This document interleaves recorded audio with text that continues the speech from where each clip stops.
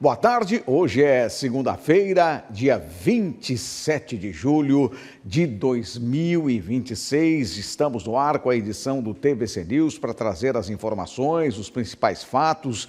Durante o final de semana foram muitos acontecimentos, muitos eventos que ocorreram no estado de Santa Catarina e também na nossa região, aqui em Balneário Camboriú e em Camboriú.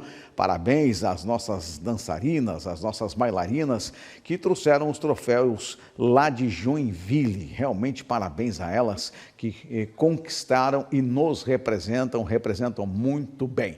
Aqui na tela da TVC, as nossas jornalistas já estão preparadas para trazer a informação em primeiríssima mão, os destaques da edição desta segunda-feira, início da última semana de julho. Agora é o momento de vocês fazerem tudo que planejaram que fariam no mês de julho. Bianca Robles, o seu destaque, e pode dizer aí o que está faltando.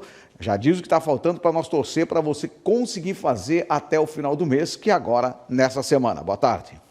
Boa tarde, Saul. Boa tarde, Élica, e a todos que estão nos assistindo. Olha, Saul, falta bem pouca coisa, realmente. Consegui cumprir todas as minhas metas de julho, então vai dar para finalizar o mês bem tranquila, viu? Mas falando do meu destaque de hoje, a Guarda Municipal apreendeu mais de 6 quilos de drogas nesse primeiro semestre de 2026, com a ajuda do cão, o K9, e também do uso de drone. Tá certo, Bianca Robles, obrigado pelo seu destaque. Agora o destaque da Élica Gabriela. Élica. Boa tarde, Saul. Boa tarde, Bianca, quem está nos acompanhando. Saul, o COI em Camboriú foi invadido nessa madrugada de domingo para segunda. Muito bem, é a segunda vez que acontece esse tipo de atentado, esse tipo de crime. E claro, daqui a pouco a Élica Gabriela vai trazer os detalhes. O fato é que, infelizmente, tem pessoas que a única coisa que elas sabem fazer é depredar o patrimônio público. Vocês voltam daqui a pouco aqui na tela da TVC. Convido você a conhecer as demais informações, os demais destaques da edição de hoje. Secretaria da Pessoa Idosa realiza homenagens ao Dia dos Avós em Balneário Camboriú. Regiões Sul e Sudeste debatem plano de resposta aos efeitos climáticos do fenômeno El Niño. Prefeitura de Camboriú realiza mais uma edição do Mutirão de Saúde. Aberto o edital de chamamento para a seleção do Sandbox regulatório em Balneário Camboriú. Justiça Eleitoral divulga o número do eleitorado de Santa Catarina.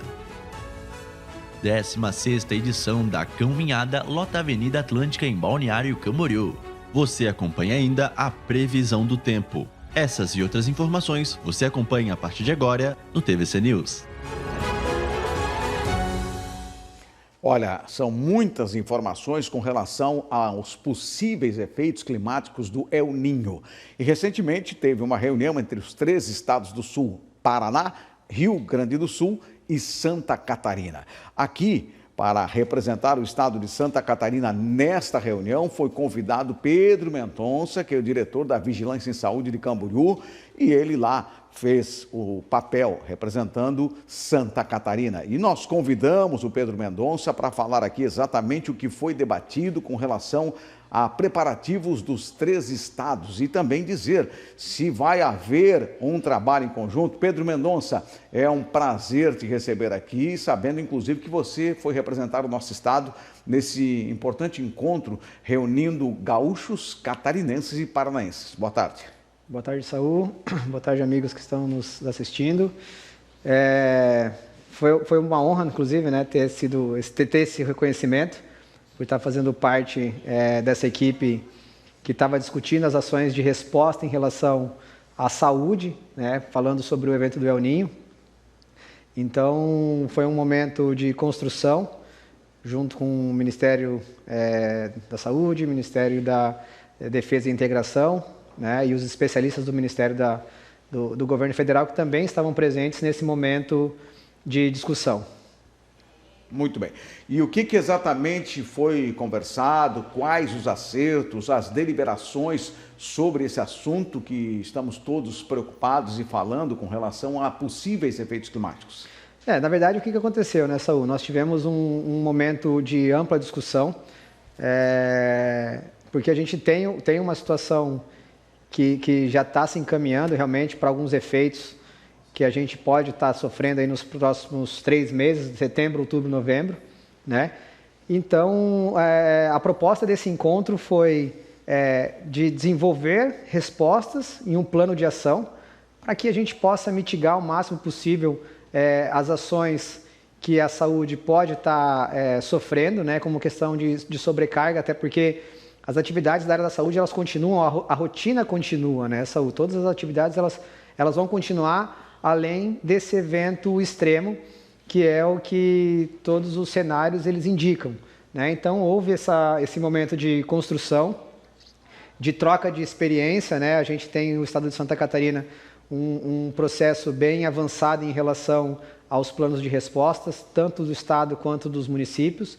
Então, a ideia do encontro foi justamente essa, fortalecer essas ações para que em um momento que ocorra qualquer tipo de evento extremo, que a saúde esteja preparada para dar a resposta que deve ser dada. Certo. Pedro, o comentário é o mesmo que a gente tem ouvido também dos paranaenses lá no sul com relação a isso que poderão acontecer, principalmente a questão das chuvas, né?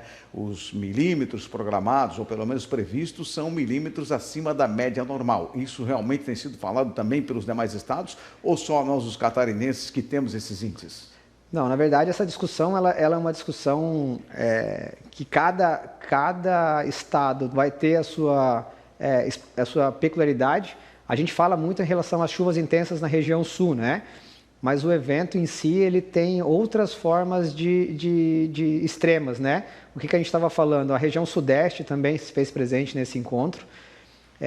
Em determinadas regiões do Brasil, a gente vai ter a questão da estiagem, né? E também teremos a questão das queimadas, né? E isso também vai impactar, de certa forma, o setor da saúde, né? Então, o estado do Paraná, diferente de Santa Catarina, eles têm ainda um outro problema, que são os vendavais, né? Os tornados que começaram a acontecer também. Ano passado a gente teve um tornado numa região do Paraná, onde houve uma grande destruição de uma cidade. Então, esse tipo de assunto que está sendo discutido, né? Hoje isso passa a ser uma realidade, a mudança climática, né? Talvez não tinha tanta discussão, mas hoje o sistema público de saúde ele vem discutindo, ele vem entendendo essa mudança, né? Esse comportamento de mudança, porque isso impacta direto nas ações de saúde. Então, cada região com a sua especificidade, trazendo isso para a discussão, para que haja uma ampla discussão e que a gente possa, de certa forma, ter a resposta mais rápida e que a gente consiga mitigar o máximo possível, né, o impacto que isso gera na vida das pessoas. Bom, a gente fala muito em defesa civil, em bombeiros, tal. Qual a parte que cabe à área da saúde em toda essa estratégia antecipada, no caso de acontecimentos de efeitos climáticos? O que acontece nessa saúde? A gente tem a questão do atendimento às pessoas feridas, né, que vão estar ali com algum tipo de... tem as pessoas que podem estar expostas, a gente tem o pós-evento, que são os agravos, né, as doenças que são decorrentes dessas situações. Nós temos também que lembrar que nós temos uma série de pessoas que dependem do Sistema Único de Saúde diariamente, mensalmente. Então, a gente está falando aí do abastecimento de água, a gente está falando da questão de usuários de medicamentos contínuos, dos acamados. Então, tudo isso tem que estar dentro do nosso radar, tem que estar dentro desse processo, para que, caso venha a ocorrer qualquer tipo de evento, a gente tenha tempo de manter o fornecimento das medicações, que a gente consiga retirar os acamados, que a gente consiga dar o suporte aos feridos e que a gente também consiga ter um monitoramento das doenças que são pós-evento, né? Então, a gente tem doenças diarreicas, a gente tem leptospirose, a gente tem a questão das arboviroses com volume de chuva. Então, tudo isso foi momento de discussão, né? Sabendo que, dependendo do evento que nós tivermos, da situação que vir a ocorrer, a gente sabe que os próprios colaboradores, que são os funcionários que prestam serviço, também serão afetados. Então, a gente está fazendo todo um mapeamento, a gente está fazendo todo um levantamento para que a gente possa ter, em tempo hábil, a resposta que a comunidade precisa.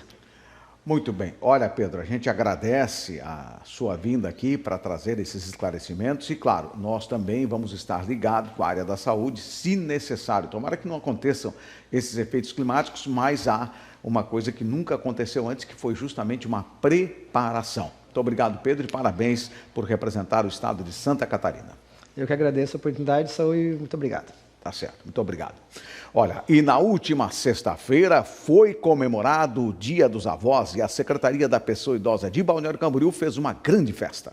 A Secretaria da Pessoa Idosa de Balneário Camboriú promoveu uma tarde especial de homenagens e celebrações em alusão ao Dia dos Avós. O encontro reuniu participantes em um momento de confraternização, reconhecimento e muita alegria. É importante a comemoração, né? Tem que ter aquele calor humano, tem que prestigiar o vovô e a vovó, já que são eles que estragam a próxima geração.